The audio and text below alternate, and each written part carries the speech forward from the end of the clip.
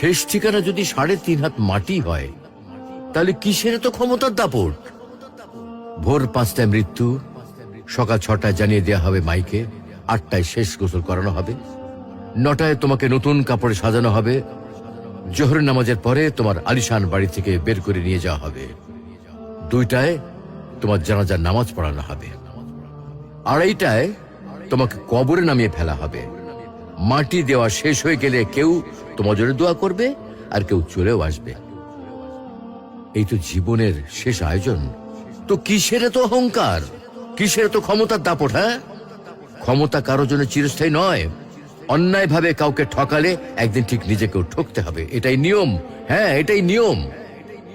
ভোরের সূর্যোদয়ের আলোতে যে পৃথিবী আলোকিত হয়, সন্ধ্যার সূর্যাস্তে তা আবার হারিয়ে যেত দেখি। অসত্য দিয়ে সত্যকে কখনো ঢেকে রাখা যায় না। প্রকৃতি বড়ই নির্মম। কবে কখন কোথায় কার উপর আঘাত হানে তা একমাত্র উপরওয়ালাই ভালো বলতে পারেন। অহংকার আর দাম্ভিকতা পতনের লক্ষণ, তাই অহংকারী না হয়ে সহনশীল হন। ক্ষণস্থায়ী এই দুনিয়ায় কেউ চিরস্থায়ী নয়।